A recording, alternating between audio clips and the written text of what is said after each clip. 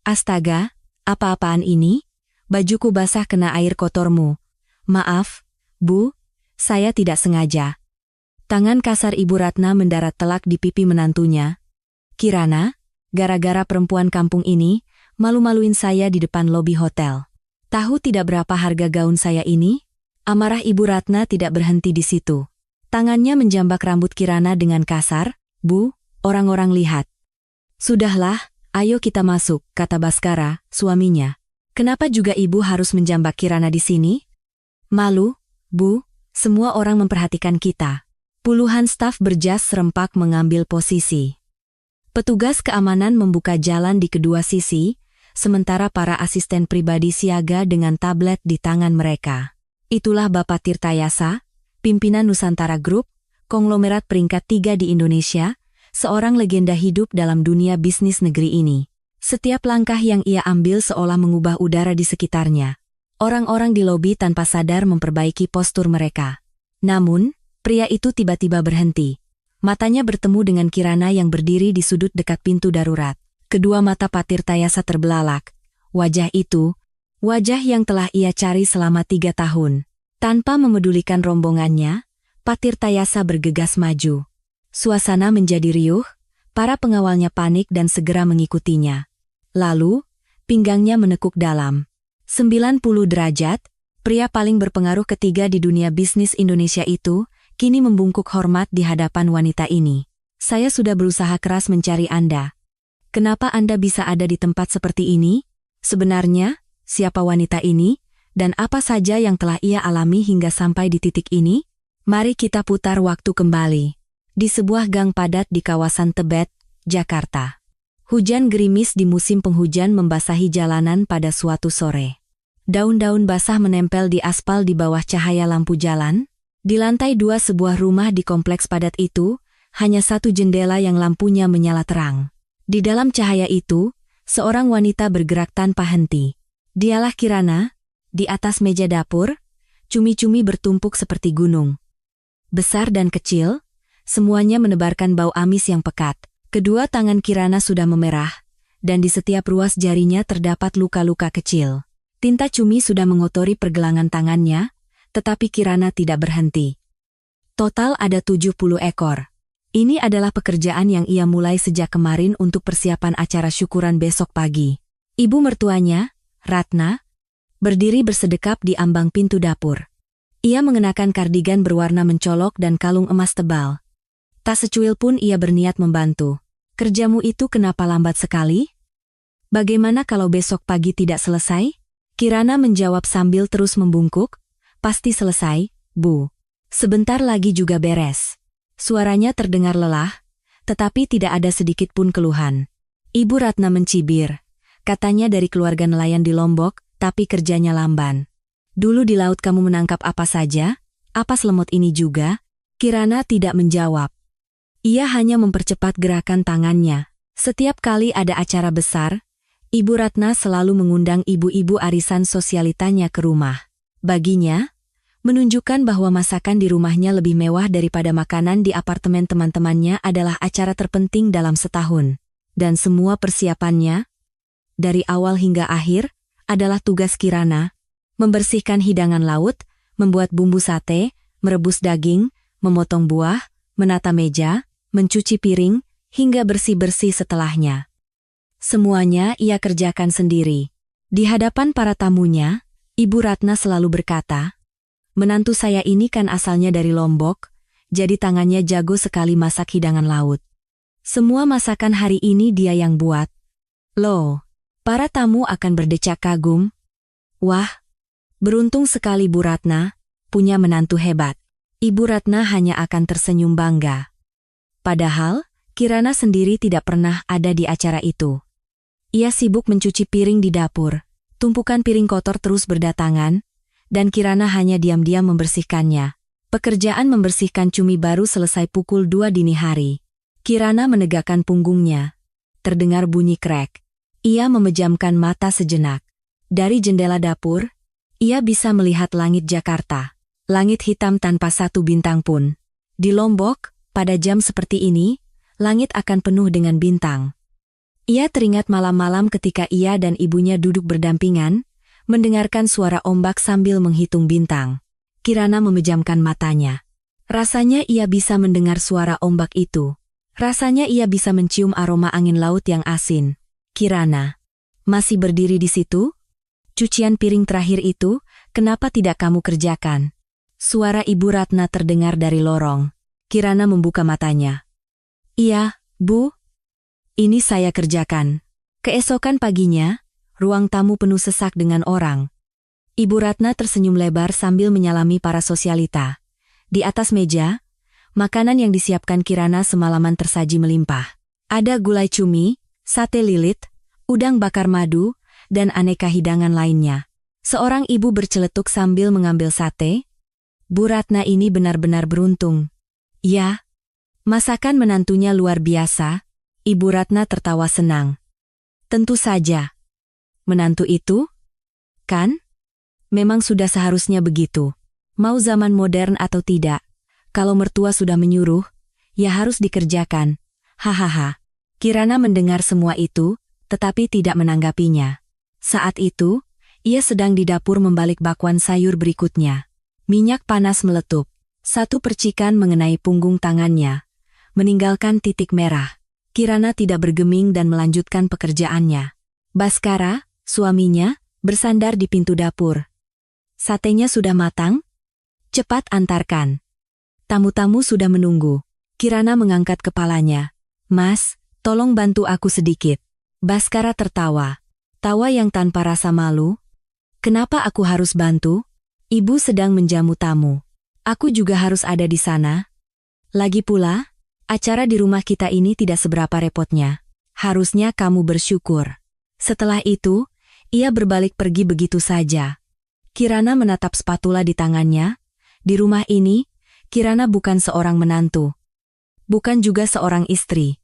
Ia adalah orang yang selama 365 hari dalam setahun memasak, mencuci, membersihkan rumah, menjamu tamu, dan harus selalu diam. 3 tahun telah berlalu seperti itu. Sore harinya, para tamu sudah pulang. Kirana membersihkan meja, ruang tamu yang berbau campuran makanan, dan parfum mahal itu ia rapikan sendirian. Ibu Ratna bersantai di sofa, sambil menonton televisi. Kirana, panggilnya. Kirana menoleh. Saya, Bu, memangnya ada siapa lagi? Bersihkan sudut sana itu. Kena tumpahan minyak, kotor. Tanpa berkata apa-apa, Kirana mengambil lap dan menuju sudut ruangan. Ia berlutut dan mengelap lantai. Kakinya yang berdiri sepanjang hari terasa nyeri. Pergelangan tangannya juga sakit. Meski begitu, Kirana mengelapnya perlahan dan teliti. Sambil menonton TV, Ibu Ratna bergumam, katanya orang pesisir, tapi bersih-bersih saja tidak becus. Apa yang dia pelajari di Lombok sana? Cuma menangkap ikan saja? Tangan Kirana berhenti sejenak. Lalu bergerak lagi. Ia tidak mengatakan apa-apa. Di rumah ini, Kirana tidak diizinkan untuk berbicara. Malam itu, Kirana masuk ke kamar. Baskara sedang berbaring di tempat tidur, asyik dengan ponselnya. Kirana duduk diam di sebelahnya. Mas, aku ingin pulang ke Lombok. Baskara tidak mengalihkan pandangan dari layar. Tiba-tiba sekali, sudah 3 tahun, Mas. Aku belum pernah pulang sekalipun. Ibu juga sudah semakin tua. Aku ingin menemuinya. Aku juga ingin sesekali pulang kampung saat ada perayaan. Baskara meliriknya sesaat. Tanya saja sama ibu. Kirana menggigit bibirnya. Tolong sampaikan bersama-sama. Kalau Mas yang bicara, ibu pasti mau mendengarkan. Baskara mendengus. Kenapa harus aku? Bagaimana kalau ibu tidak setuju? Meskipun ibu menolak, kalau Mas ikut bicara, pasti akan berbeda. Baskara akhirnya menatap Kirana. Tatapan matanya penuh kejengkelan. Sudahlah, aku lelah. Besok saja kita bicarakan. Lalu ia kembali menatap ponselnya. Percakapan selesai. Kirana duduk terdiam. Di luar jendela, malam Jakarta terhampar. Cahaya lampu jalan memburam di tengah gerimis. Ia merindukan laut Lombok, dingin, dalam, dan ganas, tetapi laut tidak pernah memperlakukannya seperti ini. Ombak mungkin menghantamnya, tetapi laut tidak pernah menampar pipinya. Laut tidak pernah meremehkan atau merendahkannya. Sudah 3 tahun Kirana di Jakarta. Ia lahir dan besar di Lombok. Sejak usia 15 tahun, ia sudah menyelam. Ia melatih tubuhnya untuk menahan napas, melawan ombak, dan turun ke kedalaman tanpa peralatan apapun. Ibunya juga seorang penyelam. Neneknya pun demikian. Kirana terlahir dengan darah laut itu. Kirana datang ke Jakarta karena Baskara. Baskara, yang sedang dalam perjalanan dinas ke Lombok, jatuh cinta pada pandangan pertama. Selama 3 bulan ia mengejar Kirana, menelepon, mengirim bunga, bahkan datang langsung ke pantai Lombok, berdiri di samping Kirana di terpa ombak, dan berkata, "Ikutlah denganku ke Jakarta, aku akan membuatmu bahagia." Kirana percaya. Ia percaya pada satu kalimat itu dan meninggalkan laut yang telah membesarkannya. Namun, kenyataan di Jakarta berbeda. Ibu mertuanya, Ratna, sejak hari pertama tidak menyukainya. Ia tidak bisa menerima kenyataan bahwa menantu yang dibawa putranya bukanlah putri dari keluarga kaya di Pondok Indah, bukan seorang wanita karier yang bekerja di perusahaan mentereng, melainkan hanya seorang anak nelayan dari pesisir Lombok. Penyelam? Apa itu? Kerjanya cuma di air. Kan? Apa yang bisa dibanggakan? Nanti aku harus bilang apa pada teman-teman arisanku?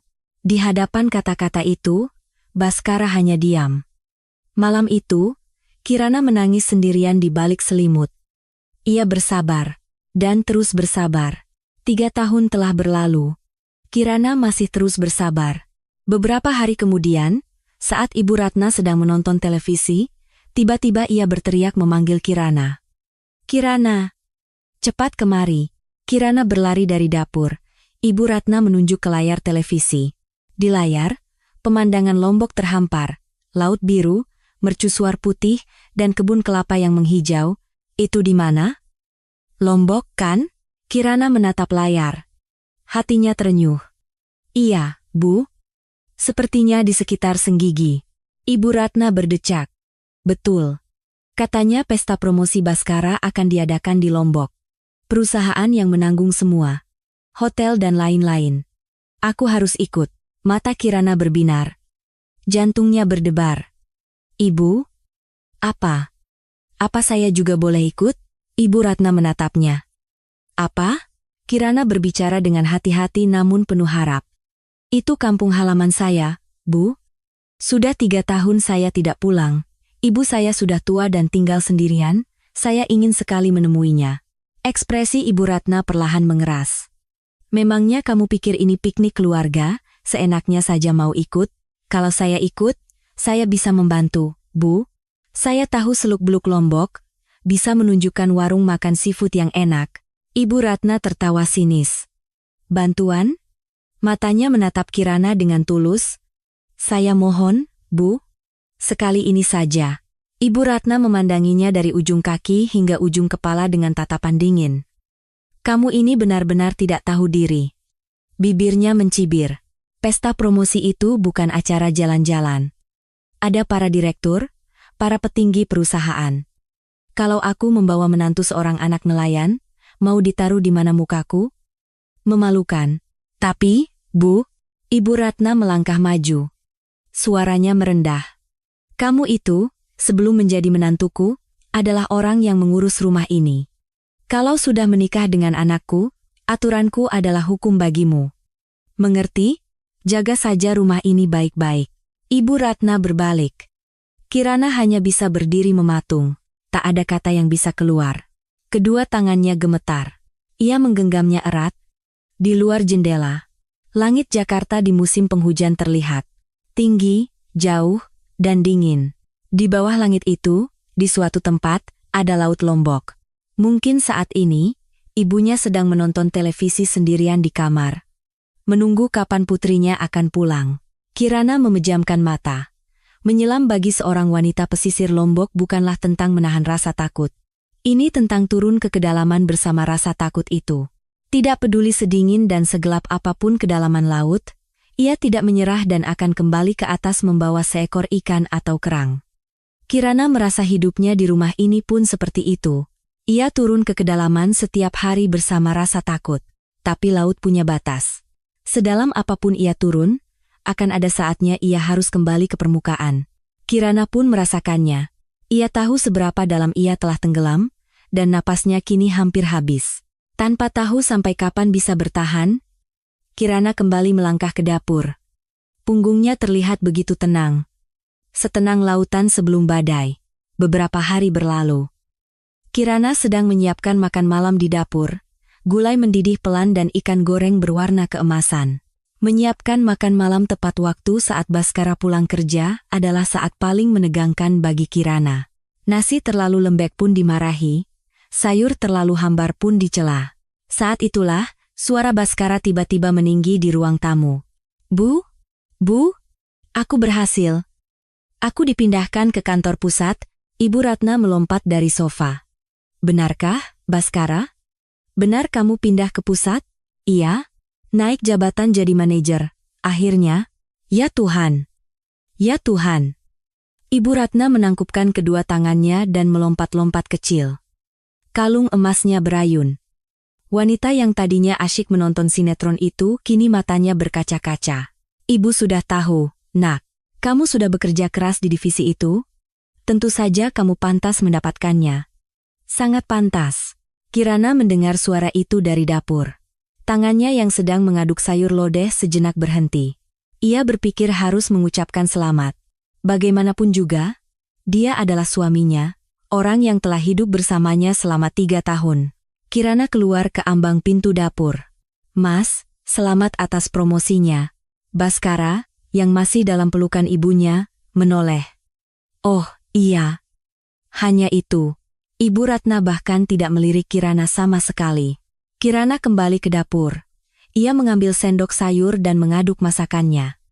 Ia menatap buih yang mendidih dalam diam. Malam itu di meja makan, Ibu Ratna sangat bersemangat. Baskara, pestanya diadakan di mana? Di hotel di Lombok, kan? Iya. Awalnya mau sekalian peresmian hotel baru di sana, makanya dipilih Lombok. Ibu Ratna berkata, sambil mengangkat sendoknya, kalau di Lombok, ibu harus ikut. Pesta promosi anak di depan rekan-rekan kerjanya, masa ibunya tidak datang? Tentu saja. Aku memang berencana mengajak ibu. Kirana berhenti menyuap nasi. Aku juga. Keduanya menatap Kirana.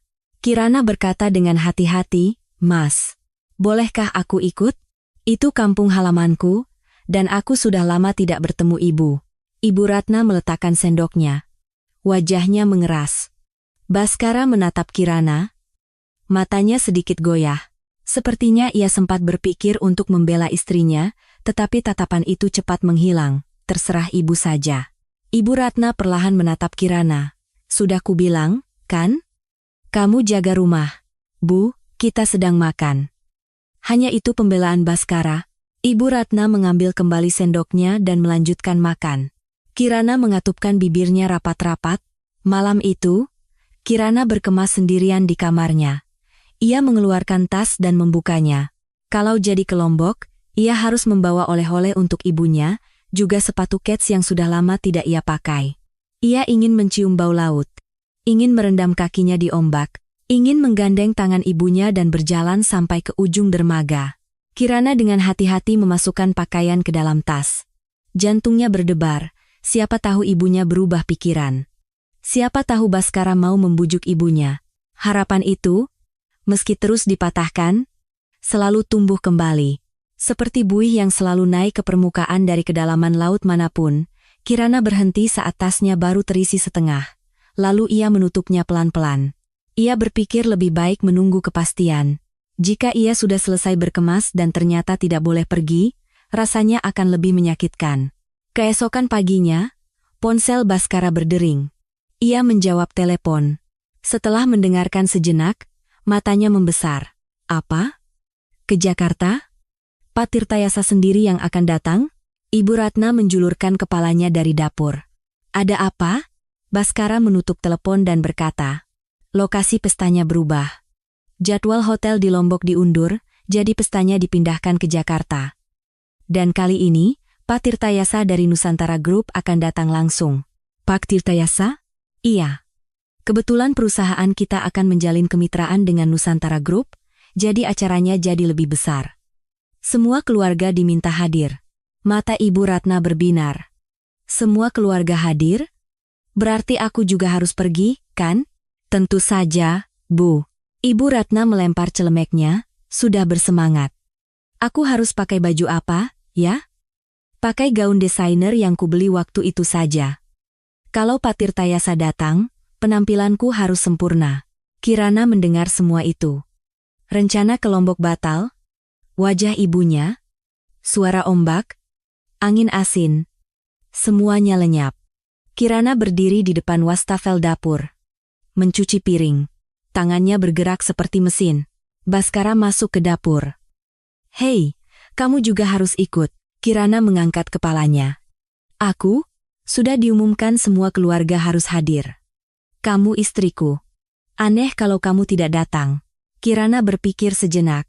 Tidak bisa dibilang ia tidak senang.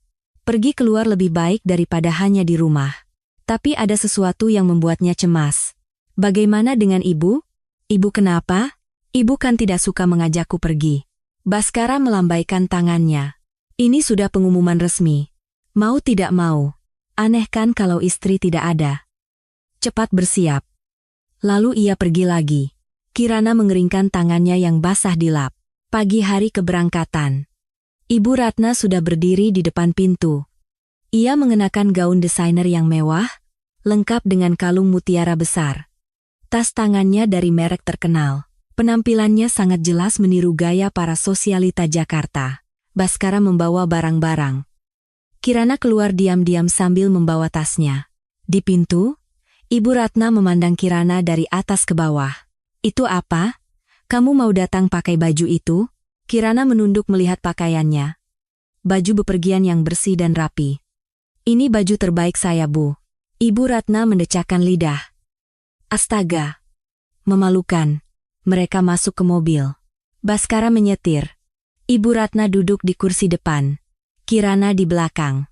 Begitu mobil jalan, Ibu Ratna membuka mulut. Hei, di sana kalau ada yang bertanya, jawab singkat saja. Jangan sok akrab.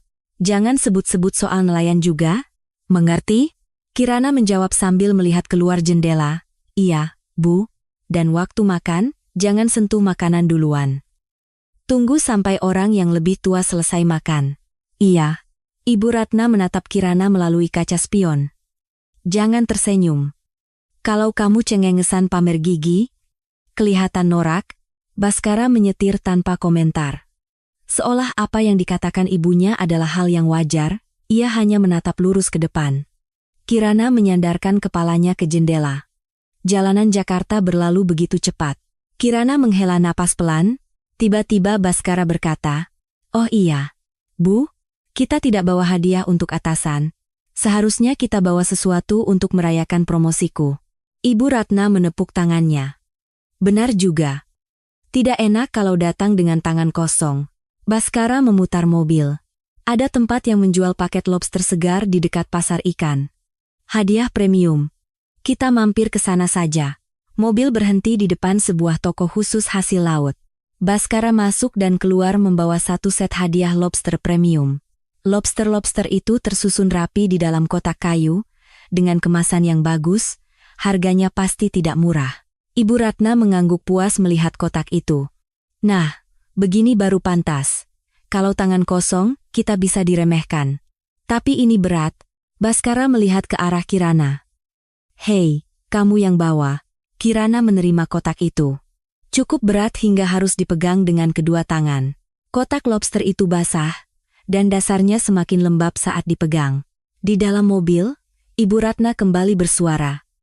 Hei, jangan dimiringkan kotaknya. Bagaimana kalau airnya tumpah? Iya, Bu. Jangan dibaringkan juga. Kalau lobsternya mati, kamu yang tanggung jawab. Iya. Dan waktu masuk hotel, jangan terlalu pamer membawanya. Memalukan. Kirana meletakkan kotak itu di pangkuannya dan memegangnya erat-erat. Airnya merembes ke celananya. Bau amis menguar. Kirana memejamkan mata. Ini bau laut Lombok, bau kampung halaman. Entah kenapa, bisa mencium bau ini saja sudah membuatnya terharu. Mobil tiba di depan hotel. Bangunan megah terhampar di depan mata. Petugas valet berdatangan, dan staf hotel berjas berbaris rapi. Ibu Ratna turun sambil menaikkan kerah gaunnya, berpose anggun. Baskara turun dan merapikan jasnya. Kirana turun terakhir, dengan kotak lobster di kedua tangannya. Saat itulah kejadiannya. Bagian bawah kotak yang sudah lembab itu retak, dan air laut yang dingin dan amis tumpah dari celah-celahnya. Air itu menyiram pakaian Kirana. Ujung bawah gaun mewah Ibu Ratna juga ikut terciprat. Bau amis menyengat. Ibu Ratna menjerit. Astaga, apa ini? Kenapa gaunku basah? Maaf, Bu. Kotaknya tiba-tiba. Tiba-tiba apanya? Kamu pasti tidak memegangnya dengan benar. Ibu Ratna tanpa pikir panjang menampar pipi Kirana. Terdengar suara plak. Kepala Kirana terteleng ke samping. Ibu Ratna tidak berhenti. Tangannya menjambak rambut Kirana. Perempuan sialan. Bikin malu saja di depan hotel. Tahu tidak berapa harga gaunku ini? Kirana terhuyung-huyung dengan rambut terjambak. Ia berusaha keras tidak melepaskan kotak lobster itu. Kalau kotak itu jatuh, lobsternya akan berhamburan. Kalau itu terjadi, ia akan dimarahi lagi. Baskara hanya berdiri di samping. Tidak melerai. Bu, sudahlah, ayo masuk. Orang-orang lihat. Ia lebih khawatir dengan citranya, bukan pipi istrinya. Ibu Ratna melepaskan jambakannya dan mendorong Kirana. Cepat ikuti aku. Dan kalau kotak itu sampai jatuh, awas kamu. Kirana terhuyung-huyung mencari keseimbangan. Pipinya panas. Kepalanya sakit, bau amis menempel di seluruh pakaiannya. Kirana mengangkat matanya dan menatap ke depan. Pintu kaca lobi hotel terlihat. Di balik pintu itu, lampu gantung kristal keemasan bersinar terang. Kirana mengambil napas dalam-dalam. Seorang penyelam selalu mengambil napas dalam-dalam sebelum masuk ke air. Napas itulah yang akan membuatnya bertahan di kedalaman. Kirana memegang erat kotak itu dan berjalan maju. Ia berhenti sejenak di samping sebuah pilar dekat pintu darurat. Saat itu, pintu utama hotel kembali terbuka. Puluhan staf serempak mengambil posisi. Pengawal membuka jalan di kedua sisi, dan asisten berjas hitam bergerak cepat dengan tablet di tangan. Manajer hotel membungkuk dalam saat melangkah maju, diikuti oleh barisan staf. Itulah Bapak Tirtayasa dari Nusantara Group, mengenakan jas kasmir berwarna gelap, kemeja putih, dan dasi yang rapi. Meski usianya mendekati 70, punggungnya tegap dan tatapannya tajam. Saat ia melangkahkan kaki ke lobi, suasana berubah. Orang-orang yang tadinya ramai langsung diam, tanpa sadar mereka memperbaiki posisi. Pak Tirtayasa berjalan perlahan ke dalam lobi, menerima sapaan manajer hotel. Tapi langkahnya terhenti. Di samping pilar dekat pintu darurat, seorang wanita berdiri di sana, mengenakan pakaian usang yang berbau amis. Di kedua tangannya, ia memegang erat sebuah kotak kayu yang retak. Air laut menetes dari kotak itu, membasahi lantai marmer. Rambutnya sedikit berantakan, seperti baru saja dijambak, dan di salah satu pipinya ada bekas tamparan yang memerah. Tapi matanya menatap lurus ke arah Pak Tirtayasa. Tidak terkejut, tidak juga panik, hanya dalam dan tenang. Seperti kedalaman laut Lombok yang tak pernah goyah meski dihantam ombak. Seluruh tubuh Pak Tirtayasa membeku. 3 tahun. Selama 3 tahun ia mencari, ia sudah menyisir puluhan desa nelayan di Lombok, mengirim orang ke asosiasi nelayan. Kepala asistennya, Pak Budi, bahkan turun langsung ke Lombok untuk mencari informasi, tapi tidak ada jejak. Nama, nomor kontak, bahkan wajahnya pun ia hanya ingat samar-samar. Karena saat itu ia hampir kehilangan kesadaran di dalam air laut yang dingin. Ia hanya ingat satu hal. Bayangan yang turun seperti cahaya di tengah kedalaman laut yang dingin dan gelap. Tanpa tabung oksigen, tanpa peralatan. Hanya dengan tubuhnya. Bayangan itu meraih tangannya dan menariknya ke atas, ke permukaan. Ke dalam cahaya, Pak Tirtayasa bergerak. Rombongannya bingung. Para pengawal mengikutinya. Manajer hotel tidak tahu harus berbuat apa. Pak Tirtayasa tidak peduli dengan semua itu. Ia hanya berjalan ke satu arah. Tidak, ia berlari. Pria paling berpengaruh ketiga di Indonesia itu, kini berlari melintasi lobi hotel. Kirana membelalakan matanya. Ia tidak tahu mengapa pria ini menghampirinya. Di antara sekian banyak orang, Mengapa berlari ke arahnya? Pak Tirtayasa berhenti di depan Kirana, dan pinggangnya menekuk. 90 derajat. Sebuah penghormatan yang sempurna. Pimpinan Nusantara Group itu kini membungkuk di hadapan wanita berbau amis yang memegang kotak lobster. Seluruh lobi membeku. Tidak ada yang berani bicara. Tidak ada yang berani bergerak. Anda? Penyelamat saya. Penyelam wanita itu? Bukan? Suara Pak Tirtayasa menggema di seluruh lobi. Bergetar. Suara yang tak pernah goyah selama 70 tahun hidupnya, kini bergetar pelan. Saya sudah mencari Anda ke seluruh pesisir Lombok. Kenapa Anda berada di tempat seperti ini? Membawa barang seperti ini? Kirana membeku di tempat. Kedua tangannya yang memegang kotak lobster gemetar hebat. Ia mengenali suara ini. 2 tahun lalu, malam itu, di perairan Lombok, ia mendengarnya. Napas terakhir yang dihembuskan oleh pria yang hampir kehilangan kesadaran di kedalaman yang dingin. Gelembung udara yang ia keluarkan saat Kirana menariknya ke permukaan. Dan napas pertama yang ia ambil saat berada di atas ombak. Napas kelegaan. Itu adalah pria ini, Bapak. Suara Kirana nyaris tak terdengar. Saat itu, Ibu Ratna yang berdiri mematung di sampingnya akhirnya menyadari situasi.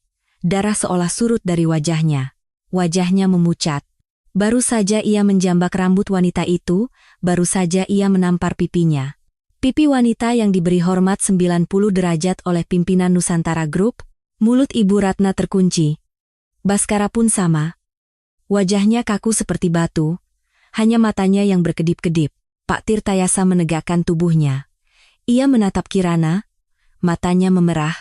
Dengan mata itu, ia perlahan memandangi wajah Kirana.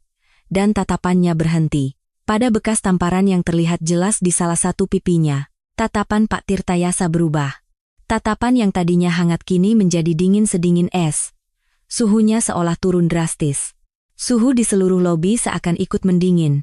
Pak Tirtayasa dengan hati-hati mengambil kotak lobster dari tangan Kirana. Ia langsung memberikannya pada pengawal di belakangnya. Pastikan nona ini tidak memegang apapun lagi. Pengawal itu segera menerimanya dan mundur. Pak Tirtayasa perlahan melepas jas kasmirnya, lalu dengan sopan menyampirkannya di bahu Kirana. Tak peduli pakaian Kirana berbau amis atau basah. Dengan kedua tangannya, Pak Tirtayasa merapikan kerah jas itu. Memastikannya menutupi tubuh Kirana dengan rapat agar tidak kedinginan. Mata Kirana membesar melihat perlakuan itu. Ini pertama kalinya dalam 3 tahun. Seseorang memperlakukannya seperti ini. Begitu hati-hati dan sopan. Kirana merasa ingin menangis. Tapi tidak. Ia tidak menangis. Matanya hanya terasa panas. Saat itu Ibu Ratna memberanikan diri. Ia tidak bisa diam saja. Ia harus memperbaiki situasi ini. Ibu Ratna maju dan dengan panik membuka mulut. Pak Tirtayasa, wanita ini menantu kami. Kami, Pak Tirtayasa menatap Ibu Ratna. Satu tatapan itu membuat kata-kata Ibu Ratna terputus.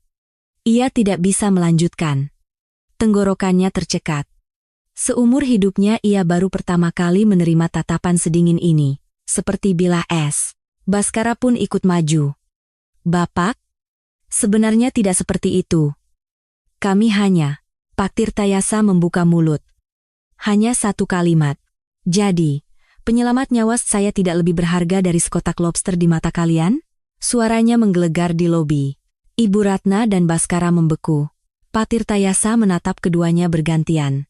Di matanya tidak ada kemarahan atau penghinaan. Justru itu yang lebih menakutkan. Ia menatap mereka dengan tatapan kosong, seolah sudah menjatuhkan vonis. Mereka yang telah menghina nona ini, suara Pak Tirtayasa rendah dan jelas, mulai hari ini, akan dikeluarkan dari Nusantara Group dan dari seluruh lingkaran bisnis di Indonesia. Begitu kata-kata itu selesai, Pak Budi, asistennya, mengeluarkan tablet. Jari-jarinya mulai bergerak. Kedua kaki Ibu Ratna lemas. Lututnya gemetar. Tangannya yang memegang tas desainer bergetar hebat. Bapak, tolong. Ini ada salah paham. Wanita ini sebenarnya. Pak Tirtayasa tidak menatapnya. Ia sudah memberi isyarat mata pada Pak Budi. Pak Budi membungkuk dan melaporkan dengan suara pelan. Surat pemberhentian untuk Bapak Baskara akan segera kami proses, Pak. Wajah Baskara menegang. Dipecat? Baskara maju. Suaranya bergetar. Bapak, saya baru saja dipromosikan. Ini tidak masuk akal, Pak. Pak Tirtayasa menatap Baskara. Satu tatapan itu membuat suara Baskara terhenti. Masuk akal atau tidak, Pak Tirtayasa menunjuk pipi Kirana yang memar dengan matanya, tanyakan saja pada pipi itu. Setelah kalimat itu, semua karyawan perusahaan yang ada di lobi serempak mengalihkan pandangan ke arah Ibu Ratna dan Baskara. Tatapan mereka panas dan tajam. Lutut Ibu Ratna tak sanggup lagi menahan. Ia jatuh terduduk di lantai. Bapak, tolong ampuni saya. Saya salah. Saya sedang kalut. Suaranya tercekat oleh tangis. Kalung mutiaranya bergoyang. Bapak, tolonglah. Saya ini seorang ibu yang hidup hanya untuk putra saya. Tolong jangan lakukan ini. Pak Tirtayasa tidak menjawab. Ia menatap Kirana. Kirana berdiri tegak dengan jas tersampir di bahunya. Tidak ada air mata, tidak ada kemarahan, tidak ada rasa puas, hanya ketenangan. Seperti kedalaman laut Lombok yang selalu tenang meskipun di permukaan ombak mengganas. Pak Tirtayasa bertanya pelan pada Kirana, Anda tidak apa-apa? Kirana perlahan membuka mulut. Iya. Singkat. Namun tegas. Pak Tirtayasa mengangguk. Mari kita masuk. Anda tidak seharusnya berdiri lama di tempat seperti ini. Pak Tirtayasa berdiri di samping Kirana dan berjalan masuk. Para pengawal secara alami membentuk barisan melindungi Kirana. Kirana berjalan, dari tempat di mana ia tadi berdiri memegang kotak lobster dan berbau amis, kini ia berjalan berdampingan dengan pimpinan Nusantara Group, mengenakan jasnya. Orang-orang yang memadati lobi memberi jalan. Ibu Ratna, berlutut di lantai, menatap punggung mereka. Tatapannya tak percaya, seolah dunia telah terbalik. Baskara hanya bisa berdiri, tanpa bisa berkata apa-apa. Air mata mengalir deras dari mata Ibu Ratna. Tapi air mata ini bukan air mata penyesalan. Ini adalah rasa kesal. Rasa marah. Bagaimana bisa wanita itu, menantu dari keluarga nelayan itu, berjalan masuk ke tempat terhormat itu? Ibu Ratna belum tahu. Ini bukan akhir, melainkan awal. Badai yang sesungguhnya baru akan dimulai. Kirana masuk ke dalam ruangan pesta. Cahaya lampu gantung menerpa punggungnya. Cahaya itu jatuh di bahu Kirana. Di atas pakaiannya yang berbau amis, di atas jas kasmir Pak Tirtayasa, cahaya keemasan itu berpendar. Seperti saat ia muncul ke permukaan laut dari kedalaman. Seperti akhirnya keluar ke dalam cahaya, setelah menembus kedalaman yang dingin dan gelap. Kedua mata Kirana bersinar tenang. Inilah pertemuan pertama Kirana dan Pak Tirtayasa, 3 tahun lalu, di perairan Lombok. Laut di malam hari pada musim pancaroba berbeda dari yang dibayangkan orang-orang dari kota. Tidak ada romansa. Ombaknya tinggi, anginnya tajam, dan suhu airnya dingin menusuk tulang. Malam itu gelap gulita. Langit dan laut seolah menyatu dalam kegelapan. Malam itu, Kirana sendirian di laut. Sedikit jauh dari area tempat para penyelam biasa mencari ikan. Aturannya adalah tidak boleh menyelam setelah matahari terbenam. Tapi malam itu, Kirana bertengkar hebat dengan ibunya dan pergi dari rumah. Ia ingin melihat laut. Ingin masuk ke dalam air, ia merindukan kedalaman di mana suara-suara daratan tak terdengar. Kirana mengenakan pakaian selamnya dan duduk di ujung dermaga, merendam kakinya. Airnya dingin. Rasa dingin itu perlahan merambat dari pergelangan kaki ke betisnya. Kirana memejamkan mata. Saat itulah, ia mendengar suara. Awalnya ia kira itu suara ombak, tapi bukan. Di antara jeda ombak, terdengar suara sesuatu yang memukul air dengan sangat singkat, lalu hilang. Kirana membuka matanya. Ia menatap ke laut. Sekitar 200 meter dari dermaga yang gelap, sesuatu muncul ke permukaan lalu menghilang. Sebuah tangan manusia. Tanpa berpikir, tubuh Kirana bergerak lebih dulu. Biur. Ia melompat ke dalam air. Penyelam Lombok tidak pernah kehilangan arah di dalam air. Bahkan dalam kegelapan, ia bisa membaca arus. Kirana mengayuh lengannya, berenang ke arah itu, air dingin menerpa wajahnya. Ombak mendorongnya mundur. Kirana melawan ombak, terus maju. 200 meter. Bagi orang biasa, itu jarak yang sangat jauh. Bagi Kirana, itu jarak yang biasa. Tapi semakin dekat, ia melihat sesuatu. Seseorang sedang tenggelam. Tangannya bahkan sudah tidak muncul lagi ke permukaan. Ia turun perlahan namun pasti ke dasar. Kirana mengambil napas sedalam-dalamnya. Lalu ia menyelam. Tidak ada tabung oksigen. Tidak ada kaki, katak. Hanya dengan kedua tangan dan kakinya, ia menembus kedalaman yang gelap dan dingin. Dalam, humieter, otamieter. Tekanan air menekan telinganya. Rasa dingin mulai merenggut indera di tangan dan kakinya. Tapi ia terus turun. Samar-samar, sangat samar, terlihat seorang pria berjas. Ia tidak sadarkan diri, tubuhnya lemas. Tenggelam ke bawah, Kirana meraih pergelangan tangannya. Dengan erat, naik. Beban satu orang bertambah. Tekanan air semakin kuat. Paru-parunya mulai terasa terbakar. Orang darat menyebutnya sesak napas. Tapi ini berbeda.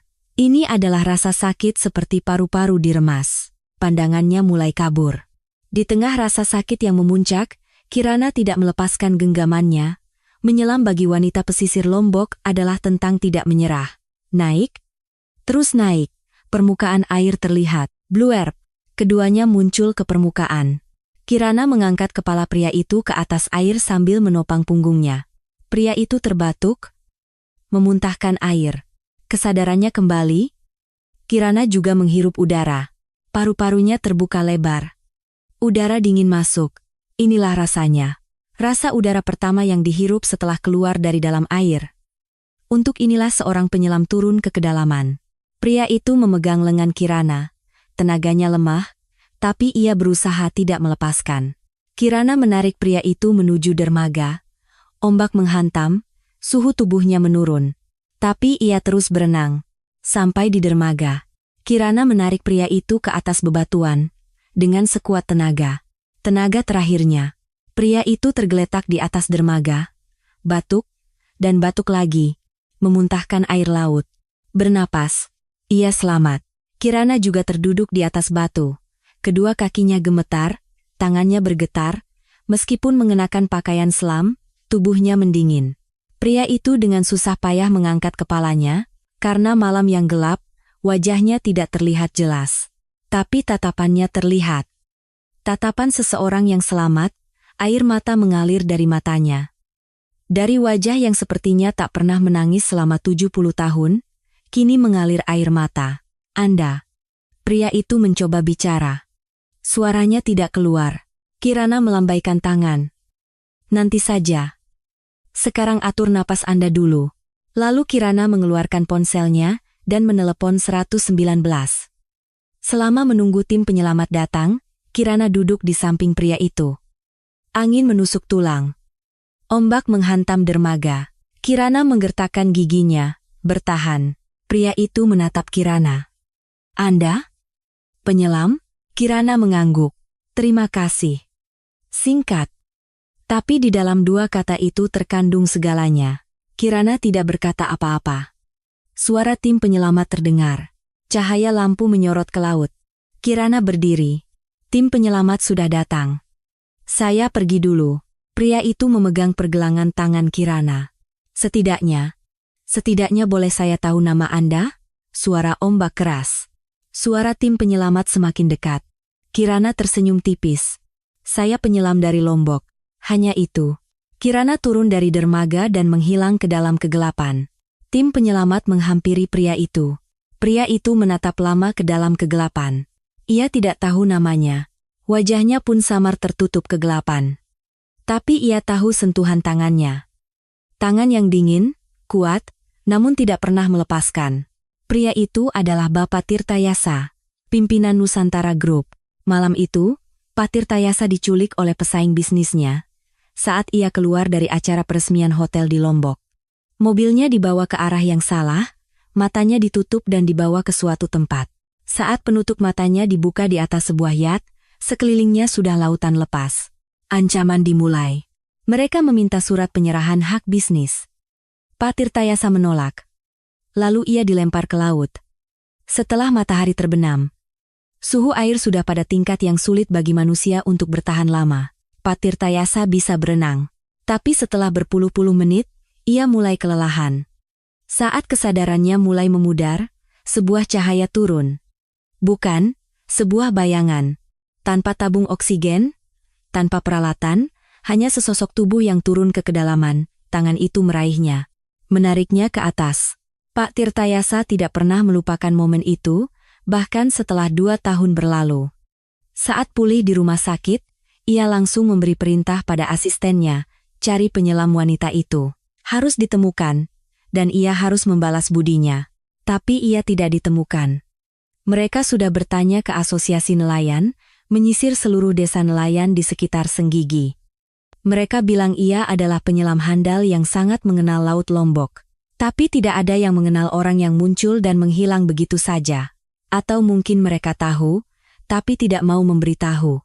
Para nelayan Lombok memang cenderung tertutup pada orang asing mengenai rekan mereka. Setahun berlalu. Menjelang akhir tahun kedua, Pak Budi berkata dengan hati-hati, "Bapak, sepertinya beliau sudah meninggalkan Lombok. Mungkin beliau ada di kota lain." Pak Tirtayasa mengangguk dan berkata, "Terus cari." "Baik, Pak." Dan hari ini, di lobi hotel mewah di tengah Jakarta, di samping pilar pintu darurat, ia bertemu dengan mata itu. Mata yang ia ingat bahkan di tengah kegelapan malam di laut. Mata yang dalam, tenang, dan tak tergoyahkan. Saat ini, Pak Tirtayasa sedang menceritakan semua ini pada Kirana di sudut lobi. Sebelum mengantarnya ke kamar suite, mereka menyempatkan diri untuk bicara berdua. Pak Budi mundur, para pengawal juga menjaga jarak. Kirana mendengarkan cerita Pak Tirtayasa. Malam itu, 2 tahun lalu, kembali terbayang di depan matanya. Dinginnya air laut yang menusuk tulang, sentuhan saat ia memegang pergelangan tangan itu, angin saat mereka sama-sama mengatur napas di atas dermaga. Kirana telah melupakan kejadian itu setelahnya. Seorang penyelam tidak membawa pulang cerita dari laut. Laut adalah laut, darat adalah darat. Itulah cara hidup mereka. Kirana pun begitu. Ia tidak pernah mencari tahu lagi siapa yang ia selamatkan atau bagaimana kabarnya. Tapi orang itu kini ada di depannya. Pak Tirtayasa berkata, "Saya sudah mencari selama 3 tahun. Tapi saya tidak menyangka akan bertemu Anda di tempat seperti ini, dalam keadaan seperti ini." Kirana menjawab pelan, "Saya hanya melakukan hal yang sudah seharusnya." "Hal yang sudah seharusnya?" Mata Pak Tirtayasa bergetar. Seorang penyelam, jika melihat orang di laut, akan menolongnya. Itu saja, Pak Tirtayasa menatap Kirana sejenak. Karena tidak ada orang yang mau melakukan hal yang sudah seharusnya itu, banyak orang yang mati. Kirana tidak berkata apa-apa. Pak Tirtayasa melihat jasnya yang tersampir di bahu Kirana, lalu kembali melihat bekas tamparan di pipinya. Suaranya merendah. "Bekas tamparan itu? Siapa yang melakukannya?" Kirana tidak menjawab. Tapi tanpa dijawab pun, Pak Tirtayasa tahu. Ia sudah melihat semuanya di lobi. "Mereka keluarga Anda?" "Iya." "Suami Anda?" "Iya." Pak Tirtayasa mengangguk pelan. Ia tidak bertanya lebih jauh. Hening sejenak. Dalam keheningan itu, Kirana merenungkan 3 tahun hidupnya. Hari saat ia pindah dari Lombok ke Jakarta, tatapan pertama ibu mertuanya yang meremehkan. Subuh saat ia sendirian membersihkan 70 ekor cumi untuk acara keluarga. Meja makan di mana Baskara tidak pernah sekalipun membelanya. Cacian yang ia terima saat ingin pulang ke Lombok. 3 tahun itu menumpuk. Dan 3 tahun itu kini terukir di atas bekas tamparan di pipinya. Pak Tirtayasa memberi isyarat mata pada Pak Budi. Pak Budi maju dengan tenang. "Siapkan suite di lantai paling atas untuk nona ini." Pak Tirtayasa berhenti sejenak, dan siapkan juga pakaian baru untuknya. "Sekarang juga?" "Baik, Pak." Kirana menolak. "Tidak perlu, Bapak. Tidak usah sampai seperti itu. Jika penyelamat saya mengenakan pakaian berbau amis." Pak Tirtayasa menatap Kirana. "Saya yang merasa tidak nyaman." Mendengar itu, Kirana tidak bisa menolak lagi. Pak Budi mundur dan segera bergerak. Jari-jarinya sibuk di atas tablet. Pak Tirtayasa kembali menatap Kirana. "Seperti Anda telah menyelamatkan saya, hari ini, izinkan saya berada di pihak Anda." Kirana mendengar kata-kata itu. Sesuatu di dalam hatinya runtuh perlahan, bukan seperti bendungan yang jebol sekaligus. Tapi seperti tembok batu tua yang perlahan runtuh karena terus-menerus diterpa hujan. Kirana memejamkan mata. Laut Lombok terbayang. Seperti napas pertama yang dihirup saat muncul ke permukaan, momen ini terasa seperti itu. Rasanya ini pertama kalinya dalam 3 tahun ia bisa bernapas dengan lega. Di depan pintu kamar suite. Pak Budi membuka pintu dengan kartu kunci, suite paling mewah di lantai teratas. Begitu pintu terbuka, pemandangan malam kota terhampar di balik jendela kaca besar. Sungai Ciliwung terlihat. Di kejauhan, Monas bersinar. Kirana berhenti sejenak di depan pintu. Seumur hidupnya ia belum pernah menginjakkan kaki di tempat seperti ini. Ruang ganti penyelam yang sederhana di pesisir Lombok dan kamar di lantai 2 rumah padat di Tebet adalah seluruh ruang hidupnya. Pak Tirtayasa berkata pelan di samping Kirana, "Silakan masuk. Beristirahatlah dengan tenang hari ini." Kirana mengangguk dan masuk. Pintu tertutup. Kirana berdiri sendirian di dalam kamar. Di bawah kakinya terhampar karpet. Tebal dan lembut. Telapak kakinya bisa merasakan kelembutannya. Kirana memejamkan mata sejenak. Pipinya masih panas. Kepalanya masih sakit. Tapi anehnya, sekarang ia tidak ingin menangis. Saat menyelam ke kedalaman, sedingin dan segelap apapun, seorang penyelam tidak menangis. Menangis akan membuang-buang napas. Napas itu yang ia butuhkan untuk kembali ke atas. Kirana membuka matanya. Ia berjalan ke arah jendela kaca. Jakarta terlihat. Jutaan lampu berkelip. Di bawah sana, di suatu tempat, ada rumah di Tebet tempat ia tinggal selama 3 tahun. Kirana menatap lampu-lampu itu. Jauh. Sangat jauh. Ada Laut Lombok. Ada ibunya. Kirana meletakkan tangannya di kaca. Dingin. Ia bisa merasakan betapa dinginnya udara malam Jakarta di balik kaca itu dari telapak tangannya. Saat itu, terdengar ketukan. Kirana menoleh. Pintu terbuka dan seorang staf wanita masuk. Di kedua tangannya ada kantong belanja. Kantong belanja dengan nama department store mewah. Staf itu membungkuk hormat dan meletakkannya. Sesuai perintah Bapak Tirtayasa. Ukurannya sudah kami coba sesuaikan. Jika ada yang tidak nyaman mohon diberitahu. Kirana mengangguk. Staf itu keluar. Kirana membuka kantong belanja. Sebuah blus sutra. Jas berwarna biru tua. Celana panjang yang rapi. Hanya dengan memegangnya, ia tahu kualitas kainnya berbeda. Pakaian yang seumur hidup belum pernah ia kenakan. Kirana menatap pakaian itu sejenak. Lalu mulai mengenakannya. Ia berdiri di depan cermin. Rasanya seperti melihat orang asing. Pakaian kerja berbau amis hilang, digantikan oleh seorang wanita berjas sutra di dalam cermin. Ia merapikan rambutnya. Bekas tamparan di pipinya masih ada. Ia tidak berusaha menyembunyikannya. Inilah kenyataan. Bekas tamparan ini adalah kebenaran dari 3 tahun hidupnya. Kirana menatap dirinya di cermin. Seorang penyelam tidak berubah di dalam air. Sedalam apapun ia masuk, saat kembali ke atas, ia tetap orang yang sama. Pakaiannya berubah tidak berarti Kirana berubah. Kirana menegakkan punggungnya, lalu keluar dari kamar. Lorong.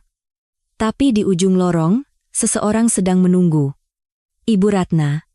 Ujung gaunnya masih basah. Kalung mutiaranya bergetar. Matanya merah. Ia menangis. Tapi yang ada di matanya bukan penyesalan.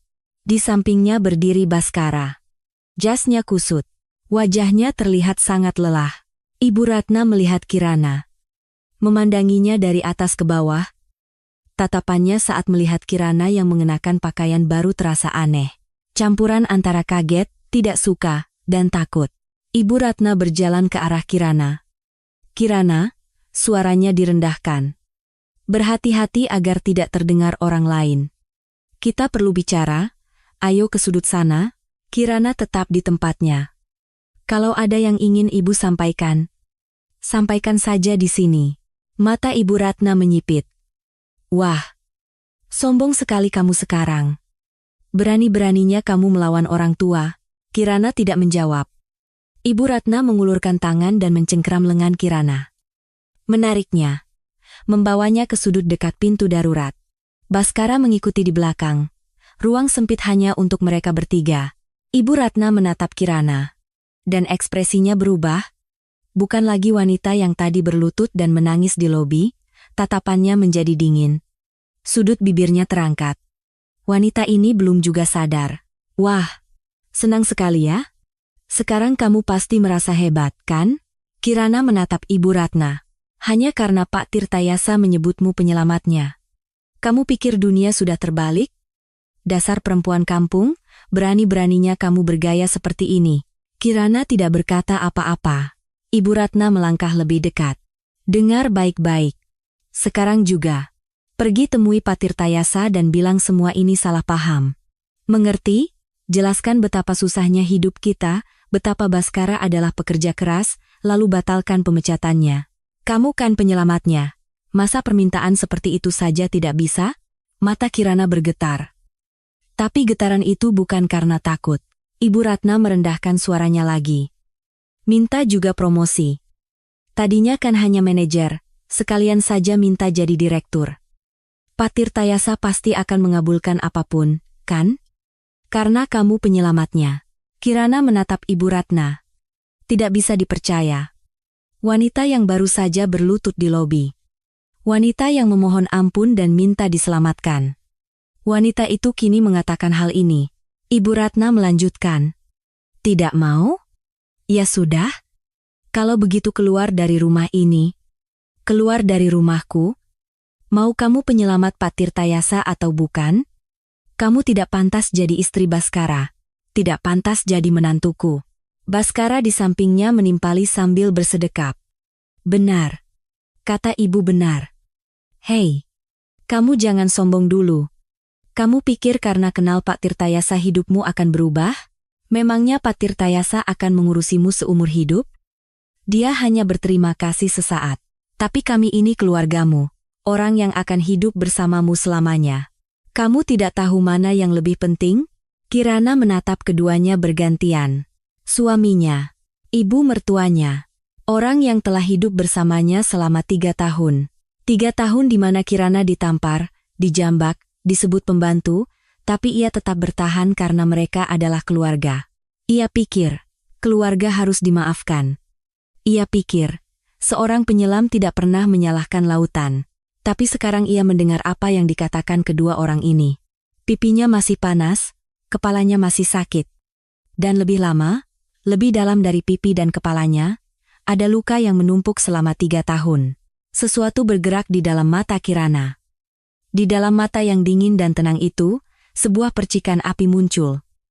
Kecil. Namun jelas, Ibu Ratna mengangkat dagunya, menunggu jawaban Kirana. Apa? Tidak bisa jawab? Mau lakukan atau tidak? Kirana membuka mulut. Ibu. Mata Ibu Ratna menyipit. Selama 3 tahun, ini pertama kalinya suara Kirana tidak bergetar. Saya sudah ditampar. Rambut saya dijambak. Saya disebut pembantu. Setiap ada acara, saya sendirian membersihkan puluhan ekor cumi. Saya tidak pernah bisa pulang ke Lombok. Tidak pernah bisa melihat wajah ibu saya. Ibu Ratna membuka mulut. Terus kenapa? Selama 3 tahun itu saya bisa bertahan. Kirana menatap lurus ke arah Ibu Ratna. Karena saya pikir suatu saat semuanya akan berubah. Berubah apanya? Tempatmu memang di situ. Begitu kalimat itu selesai, sesuatu di dalam diri Kirana meledak. Meledak tanpa suara. Namun jelas. Seperti seorang penyelam yang melepaskan napas yang ditahan saat mencapai permukaan. Baiklah, kata Kirana. Kita cerai. Mata Ibu Ratna membesar. Baskara membeku. Apa? Saya akan kabulkan keinginan ibu? Saya akan keluar dari rumah itu? Sekarang juga. Baskara maju. Hei, kamu sudah gila? Tiba-tiba berani sekali? Ini bukan keberanian. Kirana menatap Baskara. Selama 3 tahun, saya sudah menahan napas terlalu lama. Sekarang waktunya saya naik ke permukaan. Ibu Ratna menunjuk. Hei, kamu berani begini karena masih ada Pak Tirtayasa yang melindungimu, kan? Perlindungan itu akan bertahan berapa lama? Kamu pikir karena Pak Tirtayasa berterima kasih sekali hari ini, dia akan selamanya membelamu? Sadarlah. Kirana menatap jari telunjuk Ibu Ratna. Jari itu yang baru saja menampar pipinya. Menjambak rambutnya. Kirana perlahan mundur. Menjauh dari Ibu Ratna, dari Baskara, dari sudut sempit ini. Lalu ia berjalan. Menyusuri lorong. Ibu Ratna berteriak dari belakang. Mau kemana kamu, Kirana? Kirana tidak menoleh. Langkahnya berhenti di satu tempat. Pak Tirtayasa.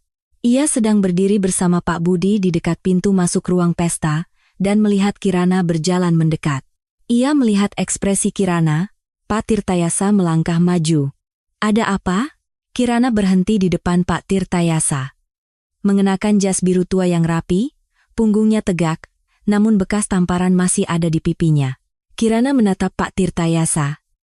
Bapak, katakan saja, saya punya satu permintaan. Pak Tirtayasa menatap Kirana. Tidak berkata apa-apa. Tatapannya menyiratkan ia siap mendengarkan. Kirana membuka mulut. Ia menunjuk dengan matanya ke arah Ibu Ratna dan Baskara yang sedang menatap tajam dari ujung lorong. Tolong buat mereka tidak bisa lagi menginjakkan kaki di Jakarta ini. Suara Kirana rendah dan jelas. Hancurkan mereka. Sehancur-hancurnya. Hening di lobi. Pak Tirtayasa menatap Kirana. Sebuah emosi melintas di matanya.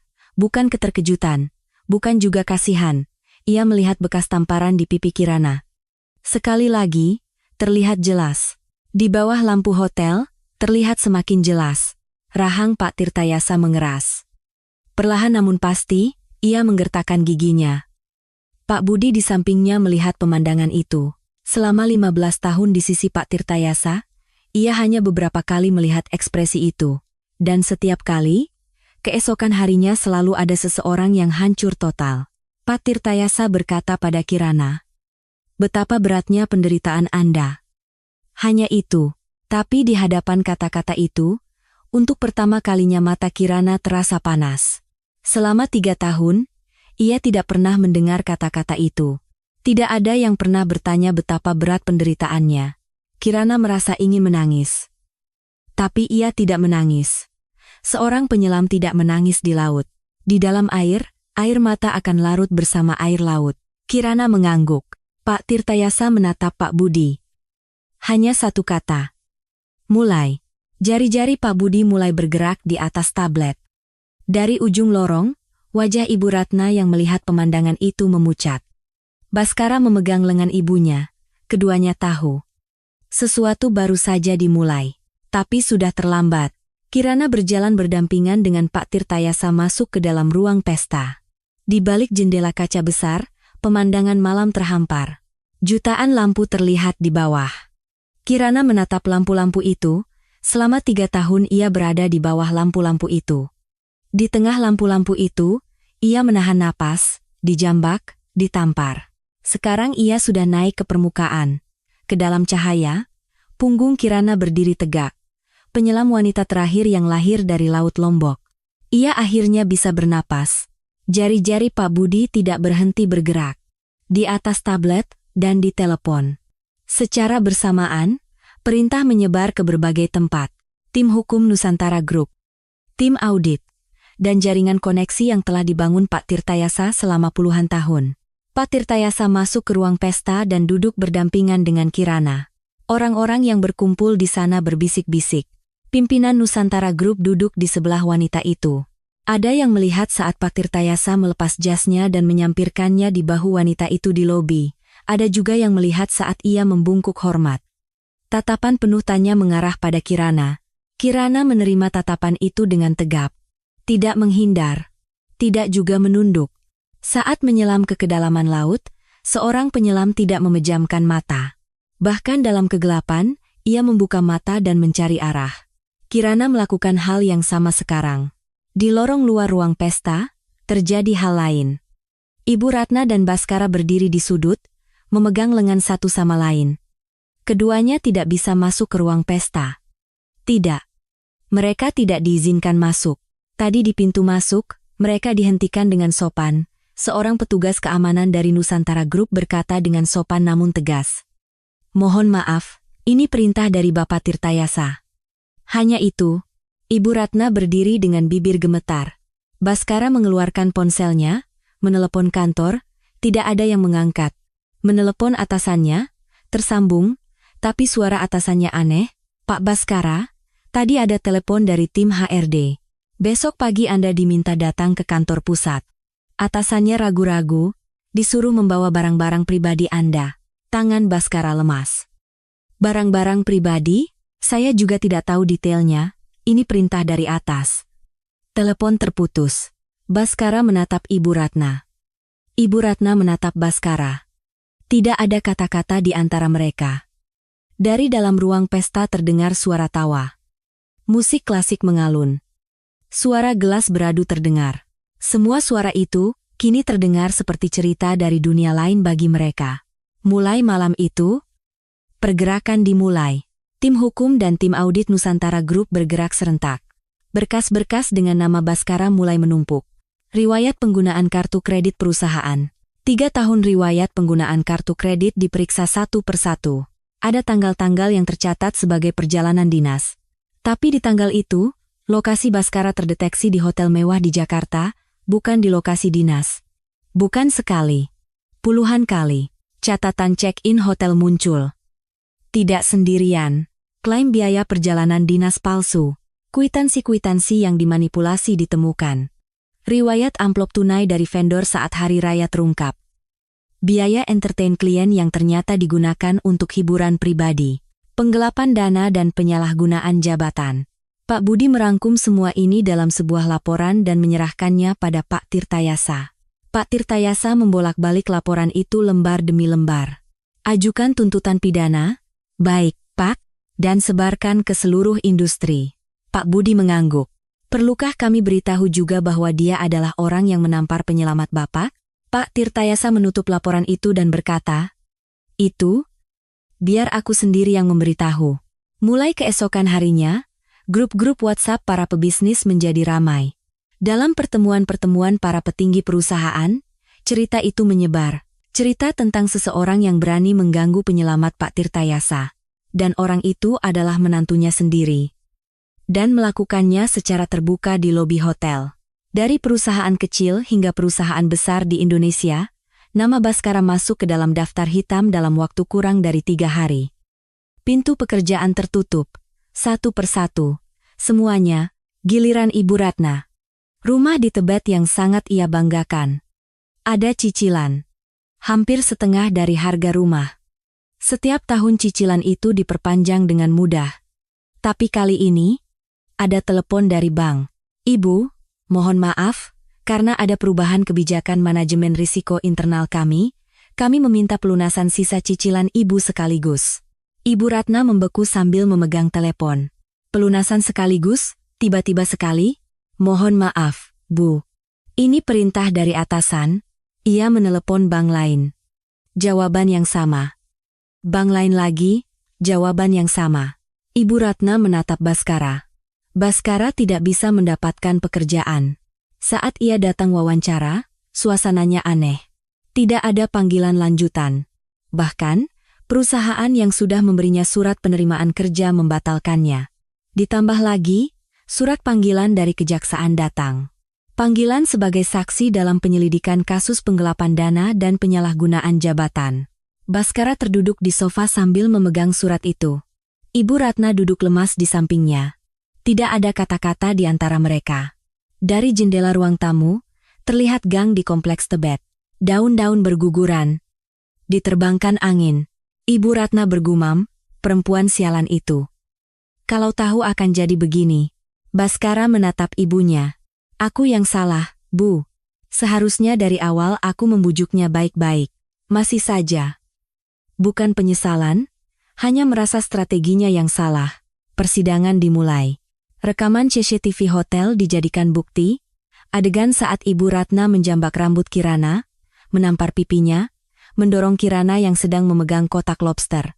Jelas. Tidak bisa dihapus. Tuduhan penganiayaan dan penghinaan di muka umum. Ibu Ratna menyewa pengacara. Mahal. Tapi persidangan terus berjalan tidak menguntungkan baginya. Buktinya terlalu kuat. CCTV tidak berbohong. Persidangan penggelapan dana Baskara juga dimulai. Biaya pengacaranya lebih mahal. Cicilan rumah harus dibayar. Uang terus keluar. Rekening bank menipis. Kalung emas Ibu Ratna hilang. Gaun desainernya hilang. Tas merek terkenalnya hilang. Setahun berlalu. Mereka kalah di semua persidangan. Uang ganti rugi, biaya pengacara, dan pelunasan cicilan menelan seluruh harta mereka. Rumah di Tebet disita untuk dilelang. Ibu Ratna dan Baskara tidak bisa lagi tinggal di Jakarta, tidak ada tempat tujuan, tidak ada kenalan. Tidak, semua kenalan mereka pura-pura tidak kenal. Keduanya pindah ke Lombok. Lombok yang begitu diremehkan oleh Ibu Ratna. Di sebuah warung makan kecil di pinggiran. Ibu Ratna mendapat pekerjaan sebagai asisten dapur, mengenakan celemek penuh noda minyak, berdiri sepanjang hari mencuci piring, mengangkat panci-panci berat, kakinya bengkak, punggungnya sakit. Baskara bekerja sebagai kurir pengantar makanan di warung sebelah. Inilah akhir dari wanita yang ingin menjadi sosialita Jakarta dan pria yang ingin menjadi direktur perusahaan besar. Dan musim gugur tahun itu. Di pesisir Senggigi, Lombok, laut biru berkilauan, ombak bergulung lembut. Suara burung camar terdengar. Angin berhembus asin, mobil-mobil hitam berbaris masuk melalui jalan pantai. Ibu Ratna, yang sedang memotong kentang di belakang warung, mengangkat kepalanya. Mobil-mobil itu berhenti, orang-orang turun, orang-orang berjas, orang-orang dengan kamera, dan sebuah mobil dinas dengan lambang negara. Ibu Ratna menyipitkan matanya, lalu membeku. Orang terakhir yang turun, mengenakan setelan jas berwarna biru tua. Rambut disanggul rapi, punggungnya tegak, ujung pakaiannya berkibar ditiup angin. Namun ia tidak goyah. Kirana, di sampingnya, Pak Tirtayasa berdiri berdampingan. Dan di sisi lain, pejabat dengan lencana lambang negara berdiri. Ini adalah acara peresmian Yayasan Pelestari Laut Indonesia. Hari ini, Kirana resmi dilantik sebagai ketua dewan pertama yayasan tersebut ditunjuk oleh negara. Didanai oleh Pak Tirtayasa. Dan penyelam wanita terakhir yang lahir dari Laut Lombok, Kirana, berdiri di posisi itu. Ibu Ratna, dengan kentang di tangannya, berdiri mematung, dari balik pintu belakang, dengan celemek dan tangan penuh noda minyak.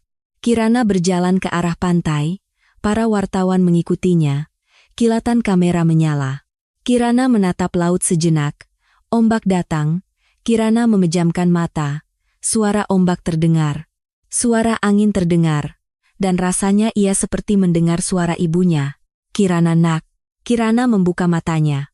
Pak Tirtayasa mendekat dan berkata pelan, Ibu Ketua, acara akan dimulai. Kirana mengangguk. Panggilan Ibu Ketua itu masih terasa asing, tapi tidak buruk. Kirana melangkah, membelakangi laut, menghadap ke depan. Saat itu, dari pintu belakang warung, terdengar suara Ibu Ratna, berbicara pada rekan kerjanya. Berusaha menyembunyikan, tapi tidak bisa. Orang itu dulu menantu saya. Saya dulu ibu mertuanya. Saya kenal orang itu. Rekan kerjanya menatap Ibu Ratna. Seorang asisten dapur bercelemek menunjuk pada wanita di tengah-tengah acara peresmian yang megah itu.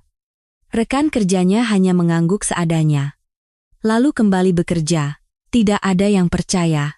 Ibu Ratna menggigit bibirnya. Air mata keluar. Kesal. Marah. Tapi tidak ada yang peduli dengan air matanya.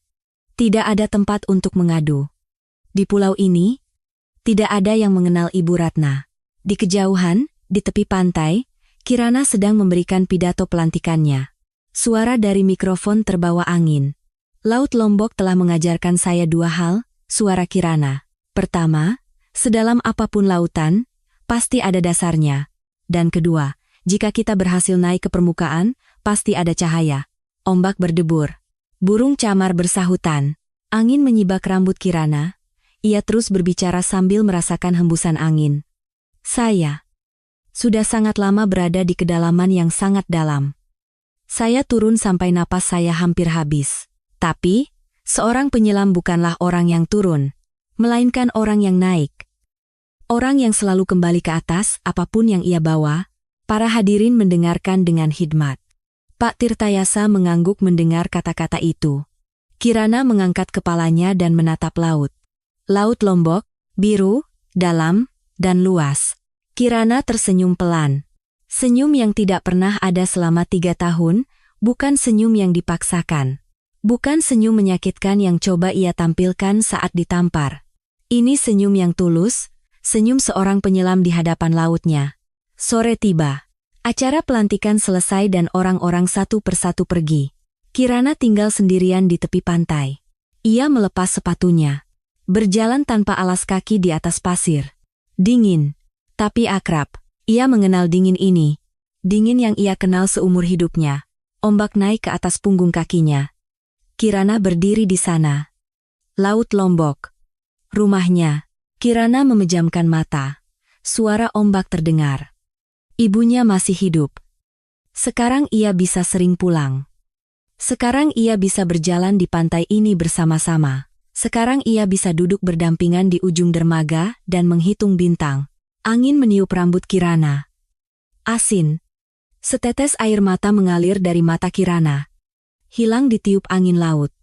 Seorang penyelam tidak menangis di laut, tapi sekarang ia di darat. Sekarang ia boleh menangis. Ombak datang. Kirana berdiri dengan kedua kakinya terendam di dalam ombak itu. Penyelam wanita terakhir yang lahir dari Laut Lombok. Hari ini, ia akhirnya pulang.